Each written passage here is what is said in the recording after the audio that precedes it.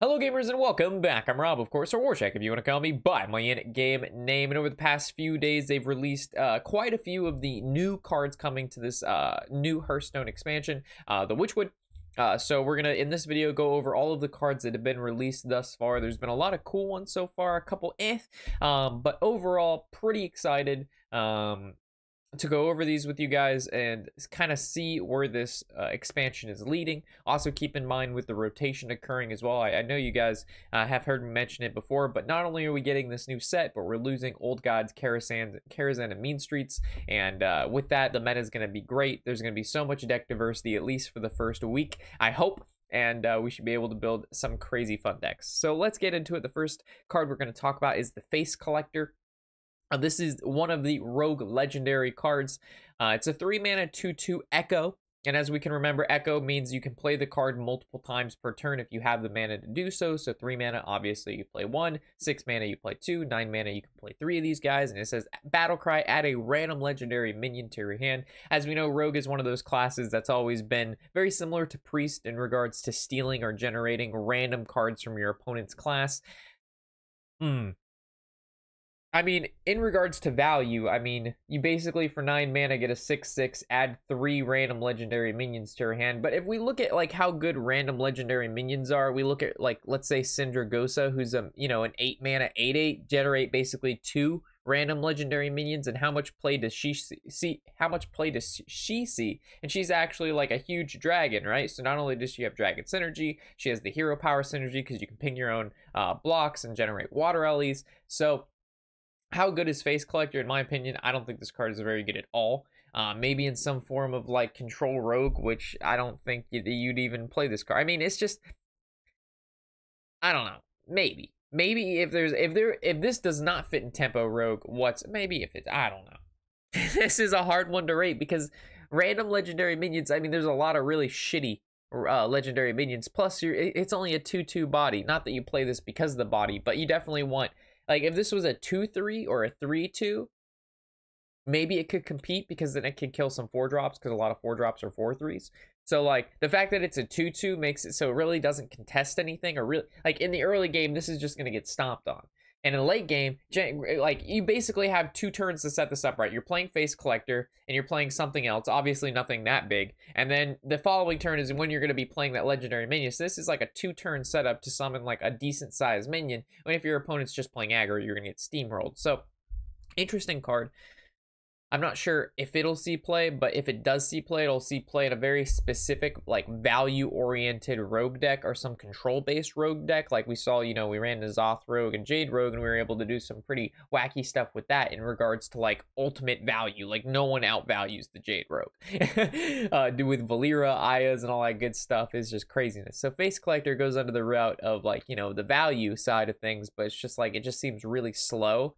And, I like, currently there's no rogue deck that would play this, so maybe there's a rogue deck that's going to open up that will play this, and that'll be pretty exciting.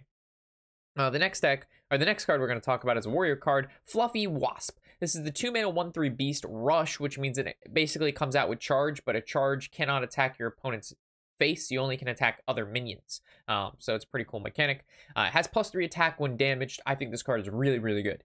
I think this card is definitely going to see play in some form of tempo warrior. It might even see play in some control-based warrior in the early game just to be able to, nullify or kill some of your opponent's minions. The 3 health is what really makes it pretty decent, in my opinion. The 2-mana 1/3, you're just like, Rob, well, there's a bunch of 1-mana 1/3s. But the point is, I don't know why it's a beast. That kind of confuses me.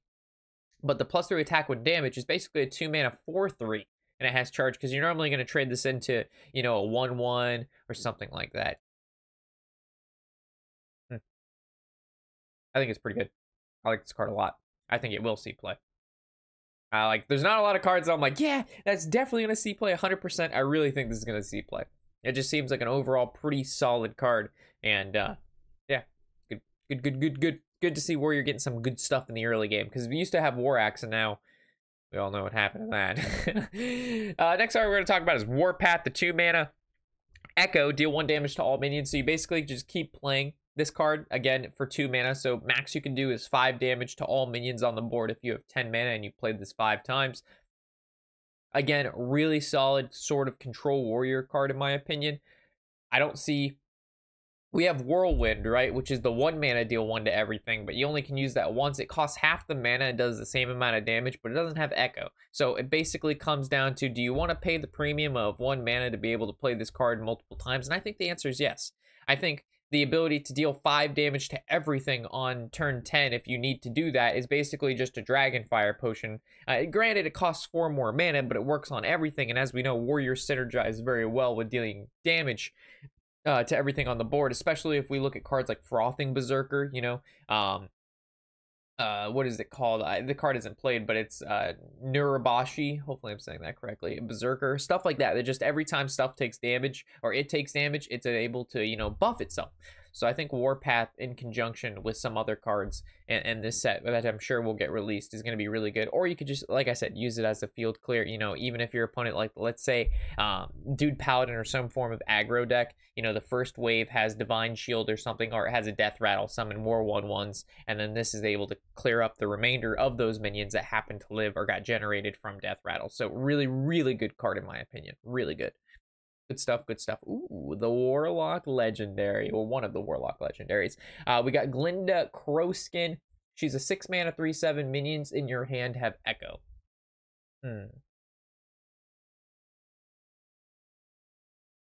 So obviously you're not playing her and a bunch of other minions in the same turn. Unless they cost... You could play like a spell Warlock and just have her, and then just have, what is it, Arcane Giant, and after you've casted, you know, the amount of spells to make it cost 0, you just play a bunch of Arcane Giants. 6 Arcane Giants in a single turn. That'd be crazy.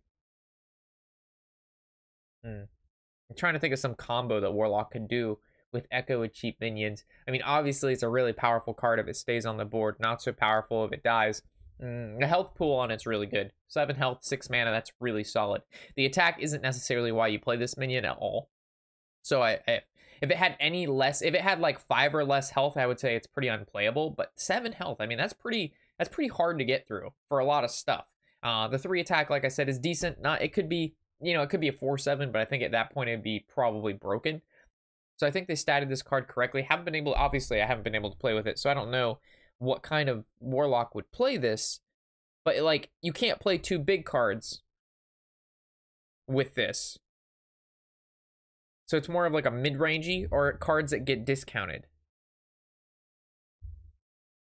Oh boy. I wonder, there was a Warlock Legendary that said when you tap, the card that you tapped into cost 0. And I wonder if you played that card and this card, and then the card you played cost 0. Does that card still cost 0 when it has Echo? Or when it echoes, it reverts back to the original cost? Because if that's the case, you could do some crazy stuff with that. Granted, it's going to take a sizable amount of preparation on the board state, but still.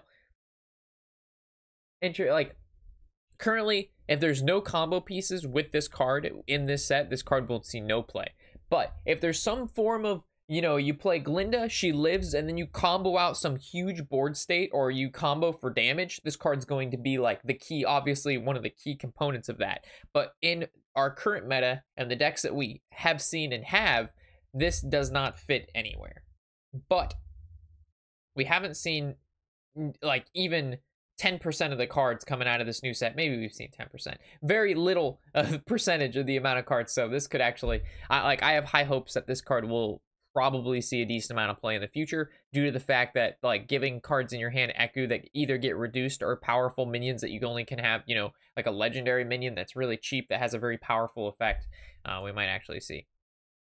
So decent, very interesting Warlock Legendary. The next one we're going to talk about, I love the artwork on this so much, is Lord Godfrey. It's a 7 mana 4/4. So you're like, holy shit, the stats, they suck ass. Battlecry, deal 2 damage to all other minions, and if any die, repeat this Battlecry. So very similar to Defile, but it's basically a Defile on roids. So instead of dealing 1 damage, and if it kills something, repeat, it does 2 damage, but it's a 7 mana. So I wonder why they're introducing more Warlock AoE. I mean, if we look, Warlock has Defile on 2. They've got Hellfire on 4. They've got Twisting Nether. Well, we have this guy on 7. Twisting Nether on 8. Siphon Soul on 6. I mean, Warlock, Fellfire Potion, I don't really know what set that comes from. It's probably Mean Streets, so Fellfire is leaving us. But there's just so much. It might be Journey to Ungoro. That's one of the two. But yeah, this guy is pretty good in my opinion. He's basically a 7 mana 4/4 board clear for the most part. Because 2 damage is a sizable amount of damage. Especially when you've got cards like Lackey. So you like a Lackey and then you play this, Lackey dies, but then whatever you summon dies and there takes 2 damage. And if this guy blew himself up, I would say this card sucks ass. But the fact that this guy actually lives because it says all other minions, ooh, hot diggity dog. Definitely not a bad board cleared at all. Definitely not a bad one at all. It's basically a Defile and a minion together, and Defile is worth 2 mana. So Defile is worth 2 mana, right? And that does 1 to everything. And that would put this guy down to a 5 mana 4/4. But you're actually getting the +1 damage, and you're paying 1 mana for the 1 damage, right? Because then that would cost 3, and that's 4 mana 4/4. He's good. He's a good card. I don't think he'll see play in every single Warlock deck, but if you're playing a Control Lock, I'm pretty sure you're going to play Lord Goffrey. The next card we're going to take a look at is a Shaman card, and that's the Witch's Apprentice. As we've seen, a lot of these sets print out 1 mana 1/1s, and then Battlecry, add a random something to your hand. This is kind of following the same thing they've done with Swashbuckler and Babbling Book, but instead of that minion basically being able to attack your opponent for chip damage of 1, and then they normally have to like hero power it down, which costs 2 mana, so they're spending 2 mana to kill your 1 mana, and that 1 mana generated a random card. So you're so far ahead, like, you may not think of it like that, but you're basically spending double the mana to kill something that did damage to you, and your opponent was able to generate another card off that minion. So sending them in the direction of giving it basically taunt and adding no attack to it so it can't attack is kind of like nerfing the early game random generation cards. So I think this will probably still see play even with it not having the attack. I think if this was a totem, it would be even... Like, if this was a totem, it would 100% see play, but because it's a beast, it may not see as much play as it should have, like I said, if it was a totem card. But like we've seen before, add a random shaman spell to your hand, that's really good. Add a random card to your hand, Babbling Book, Swashbuckler, those cards see play all the time. So I'm sure this will see play as well, but like I said, maybe not as much due to the fact that it doesn't have that 1 chip damage in there. So moving to the next card we have was one of the teaser cards that they released in the trailer that they had recently gone over, and that's going to be Hagatha the Witch, and she's an 8 mana, of course, gain 5 armor. She's a new kind of DK for the hero, probably because Shaman sucks ass. Hopefully they reprint a warrior one that's a little bit better. And Battlecry, deal 3 damage to all minions, and I don't have her hero power here because I'm a bad YouTuber, so let me pull that up. There should be a slight cut here. All right. There it is. It's like I had it the whole time. So it's Bewitch, passive hero power after you play a minion, add a random shaman spell to your hand. So holy crap, that's a ton of value. So like I've said, these DKs, you have to be able to, like, if we look at the Warlock, they have Gul'dan. Not only is it going to bring a board full of demons back, but it's going to allow them to use 2 mana, deal 3 damage, heal for free. That's insane. We look at the Mage, give all elementals lifesteal, and if you kill a minion with your hero power, water elemental. Insane value. Rogue, get 2 copies. You basically get a free copy of a card every turn that's in your hand as long as you can play 2 of them. Crazy value. So if we looked at some of the other classes that didn't have as much value, that's why the DKs really didn't see play in control-based decks, more of aggressive-based decks, because they just couldn't keep up with the other DK hero power. So this DK hero power is a small AoE inside of it, which is fine. And then the hero power generates random cards, which is basically going 1 for 1, giving you 2 up your opponent, which is very, very similar to the Rogue one and the Mage one, because if you think about it, if the hero power kills a minion and generates a minion, you're going 1 up on your opponent. You're getting a minion, they're losing a minion. In this situation, instead of your opponent losing a minion, you're just generating another card, which could possibly, again, be a minion or a spell that kills a minion. So unfortunately, in this situation, the card that it generates is random, which I think is really fucking annoying, because as we can see, like, a couple games you could generate some really great minions, and a couple games you could generate some not so great minions. And does that have anything to do with the card that you played or when you played it or anything like that? No, it's just the random card that generated. If it happens to work out in this situation, your opponent accidentally plays into it because they're not thinking that you're going to play, get a Wind Fury out of your Wind Fury and a Bloodlust out of your Bewitched. I mean, I just think they could have done it, I think, a little bit different. Like, this doesn't even match what shamans have been known for. You know what I'm saying? Like, this is more like a rogue DK card or like a priest DK card, because they are known for, you know, adding random cards from their class or opponent's classes into their hand. And as we know, shaman has nothing to fucking do with that at all. They don't have any cards like this. And it doesn't mean they shouldn't have any cards like this. It just means that you're just mixing the pool of what class identity that you thought you were building, and you're building other shit instead and just making it all random. So as cool as I thought this card would have been, as cool as the picture is, and, you know, it's just sad. I mean, I just don't like cards like that. I really just don't like generate random card every time I play a card, and it's just like, all right, well, fuck it. I don't know what the fuck my opponent has anymore. I'm just gonna fucking play whatever the shit it is, and if they happen to have an answer, well, you know, fuck me silly, Sally. The next card we're gonna look at is the Hunter Legendary, or one of the Hunter Legendaries, the 4-mana 3/6. Your other minions have Rush. Finally, a Hunter actually has a decent legendary besides Savannah Highmane. This guy is actually pretty solid. You know, the stats on it for a 4-mana 3/6 is, I mean, that's just good. Normally we see a 4-mana like 5/4 or something like that. So the fact that it has relatively withstanding stats, I mean, 6 HP, again, really kind of tough for a lot of players to get through, especially if they're more of an aggressive base class. The 3 attack, again, is just pretty solid. And then your other minions have Rush, which means they can trade into minions, not face, only other minions. But as we know, in a Hunter deck, being able to get back on the board and trade is very, very important, as Hunters have very limited comeback mechanics once the Hunter kind of loses the board state, unless they're able to just burn out their opponent with hero power, kill commands, unleash the hounds, and stuff like that. They really don't have much left in their arsenal to be able to clean up the board state. I guess explosive trap, but ideally, you know, the Hunter does not want to lose the board, and if they do, they kind of just start going face. So in my opinion, I mean, this is a good legendary Hunter card in the mid game for any mid-range Hunter, in my opinion, for, you know, being able to come back on the board, or you and your opponent are very, you know, you've got 8 mana, you've played this down, and you're able to kind of, like, your opponent and you are equal. This definitely gives you the edge. And it's a comeback mechanic, and it's good as is. So, I mean, it's just a good card in general. A lot of the cards that we'll cover, like, they're good if you're already ahead. And as good as cards that are good when you're ahead, you still need cards that are good just period. And those are my favorite kind of cards. Whether you're ahead, you and your opponent are kind of equal, you know, going back and forth every turn, or you're behind, you know, a card being good in all 3 of those situations, in my book, is like some of the best cards in the game, right? Because if you have a card that's only good when you're behind and you're ahead, it's not helping you win more. And if you have a card that's only good when you're ahead and you happen to be behind or equal with your opponent, it's kind of just sitting in your hand like, oh shit, I can't really play this because it's going to cost me to go back further.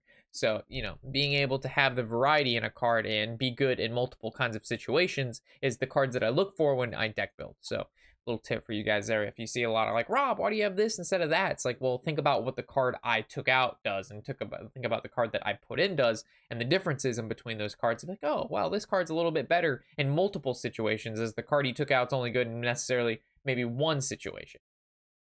All right, the next card we're going to talk about is the 2-mana Paladin card, Rebuku. Enemy spells cost 5 more next turn. So it's basically a Loatheb, if you guys remember that. 5-mana 5/5. Your opponent's spells cost 5 more.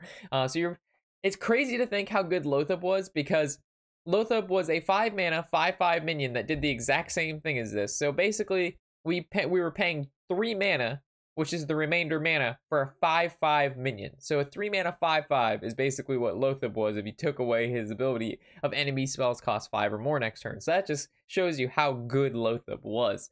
Will this particular card see play? It's hard to say, because it's really not that great against more of aggressive base decks. I mean, granted, you can disrupt your opponent's turn, right? So let's say you're playing against like an aggro paladin, a dude paladin, or some form of deck that you know on turn 3 or 4 or 5, they play some card that, you know, makes them have a huge board. You stop that turn, and it costs you 2 mana and a card, and then you like hero power or you play something tiny. The next turn, they're just going to play that same card. So, and you're already down a card now. So where I think this card fits in is not necessarily disrupting cards like Call to Arms on 4 and stuff like that, because you're just going to see it the next turn anyway, unless the card that you then top deck is the exact AoE you needed, which is highly unlikely and is going to happen not that often. I think this is more so against combo-based decks. So if you're thinking about maybe, Quest Mage, which, Quest Mage, which are losing a decent amount of cards. So maybe not Quest Mage is the greatest example, but Quest Mage in a sense that in that turn that they're probably going to OTK you, they cast a lot of spells, and if you can disrupt that, you could possibly live an additional turn. So you like pop their ice block, right? And then you play this card, and the next turn, if they want to play ice block, it's going to cost them 8 mana. Or if they don't have another ice block and they were going to use their combo that turn, then they're fucked. So, I mean, being able to play this card at the exact time. So high level play will get rewarded with this card. Low level play, this card will look like shit and it won't see any play. So depending on how the meta looks, how many combo decks there are, and how many OTK decks there are, this card will see play if that's the case. But if there's not a lot of OTK decks running around, not a lot of, what was that? OTK combo decks. If there's not a lot of those running around, this card will not see play, because this is what this is hedging against. Is because we're losing cards like Dirty Rat, and Dirty Rat was pretty solid at disrupting the combo and OTK decks. And without that, they gave Paladin this kind of card. But, is it really worth putting in your deck to hedge against just those decks? I mean, if only 5% of ladder is combo decks, you really wouldn't want to play this card to hedge against the 5%. And then on top of that 5%, you'd have to play this at the exact time, which means you're a really fucking good player, and there's just it's too much of a headache to worry about. You know what I'm saying? Just play a different card that's good against the other 80% of ladder, and it's not as difficult to play, and you're gonna be all right. But in tournaments, maybe. Vivid Nightmare, 3 mana, choose a friendly minion, summon a copy of it with 1 health remaining. I think this is really pretty good. So obviously applying this to Death Rattle minions is the best thing you could possibly do. Or minions that have stuff that goes on at the end of the turn. Or if there's some form of combo-based priest, I think this is really good as well. And on top of that, it says 1 health remaining, not 1 health period, which means you could play this on a minion and then heal the minion that this copied. So let's say you have, we're losing Greater Healing Potion, but for example, let's say you've got a Lich King out and the Lich King generates a Lich King, and you got an 8/1, and then you heal the 8/1 with Greater Healing Potion. You basically got 2 Lich Kings. You use 2 cards, but you have 2 Lich Kings, and Lich King generated a card, which means you basically went for 1 for 1. But it's probably it's big. I guess the big priest example was pretty bad, but you get what I'm saying though. Like, it's 1 health remaining, and it just being at 1 health, period. Like, it's just a 1/1 or an 8/1. I think it's pretty good. I think there'll be a priest deck that pops up that this has a purpose to, some form of Death Rattle priest, or some sort of priest that has end of the turn stuff. So, pretty cool. I like it. I mean, there's another card like that where it says generate another minion of it that's a 1/1, but that doesn't really see play. But I think that's just because of the lack of the cards right now that combos really well with that particular type of battlecry. Looking at Druid cards, we got Whispering Woods, a 4 mana summon a 1/1 wisp for each card in your hand. I think this card's bad. I don't think this card is good at all. Like, max you can do is 7 wisps, so you get a 4 mana 7/7. And they're all 1/1s, and then your opponent plays Whirlwind. They play, what is it? Spirit Lash, Explosive Trap, Defile, Hellfire, Mana Knives. This seems like a really shitty fucking card. I don't like this card at all. I don't want to cover that card. That card just seems bad in my book. Like, why would you print that? This card, on the other hand, seems a little bit better. 2 mana, add 3 2/2 Trents to your hand. Or Treants, sorry. I'm assuming the 3 2/2 Treants cost 2. If they cost 1, this card is super good. You get 1 mana 2/2s out of the deal. That's super good. And if they cost 2/2s, it's not bad. You probably see play in some form of token druid, obviously. But I think it's dependent on if those 2/2s cost 1 or 2. If they cost 1, this card is amazing. Cost 2, card is still okay. It's a slower card, but not a bad card. Not terrible, not great, It's only great if the treants cost 1. Because you pay 2, you get 3, and each 3 costs 2. So you'd be able to play a 5 mana 7/7 if they cost 1, right? Because you pay the 2, and then each one costs 1, and there's 3 of them. So yeah, you get a 5 mana 6/6 with this, which would be really good. And then 3 bodies, which means you can buff them. And as we know, druids have Savage Roar, Mark of the Lotus, even though it's rotating out because that's mean streets. So Rob, shut the fuck up. At least I think Mark of the Lotus is in mean streets. Anyway, as we know, druid has a lot of buffs. Power of the Wild. Yahoo! Moving to the neutral cards. Bam. The Muck Hunter. The 5 mana 5/8. Holy mother of God. Rush. Holy shit. He's going to have a really bad battle cry. Battle cry, summon 2/2/1 mucks for your opponent. And those are the mucks. I wonder if they have rush as well. So you're giving your opponent a 4/2, which means you got basically a 5/4 for 5 mana with rush. So I mean, you play this and like a warrior. You deal 1 damage, doesn't seem that bad. You get a 5/7 with rush for 5 mana. You're gonna clear the board anyway.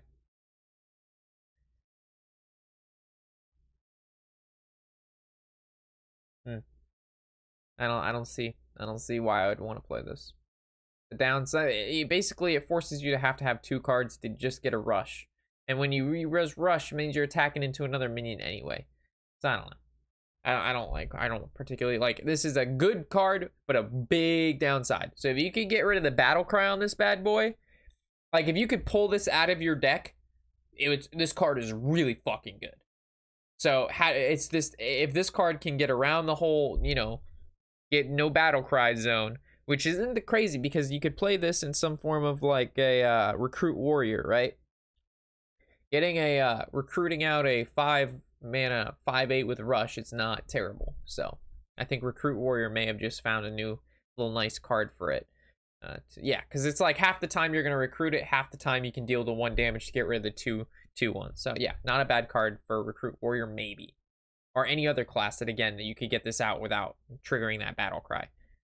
No battle cry triggery, really good card. This card, however, is fucking... I think this card is going to be like one of the best cards of the set. It's a 3 mana 3/4. The stats are just good. It's just a 3 mana 3/4, and this is an elemental, mech, demon, murloc, dragon, beast, pirate, and a totem. So it's basically everything. So I think this card is going to be really, really, really good. Like really good. Just the fact that it could be everything. I mean, it just synergizes with whatever you want. Whatever deck you're playing a pirate deck, a totem deck, a beast deck, a dragon deck, a mech deck, you just throw this in there because it's good. It's just a 3 mana, 3/4.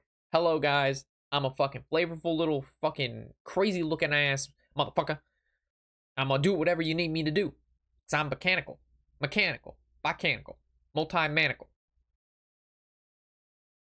Yeah. I think that card's really good. Really good. The next card we're going to talk about is actually another pretty good card in my opinion in Arena. The 5 mana 4/5 Rotten Apple Bomb. Taunt, Death Rattle, restore 4 health to your hero. So as we know, basically the 4 mana is worth 4/5. Chillwind Yeti's been around a long time. So for 1 more mana, you're getting Taunt and you're getting 4 health. And as we know, Death Rattle with 4 health, Mistress of Mixtures was a 1 mana 2/2. She didn't have Taunt though, so for Taunt, again, you're paying the 1 mana premium for restore 4 health and a Taunt. I think that's pretty good. I think that's a fair trade.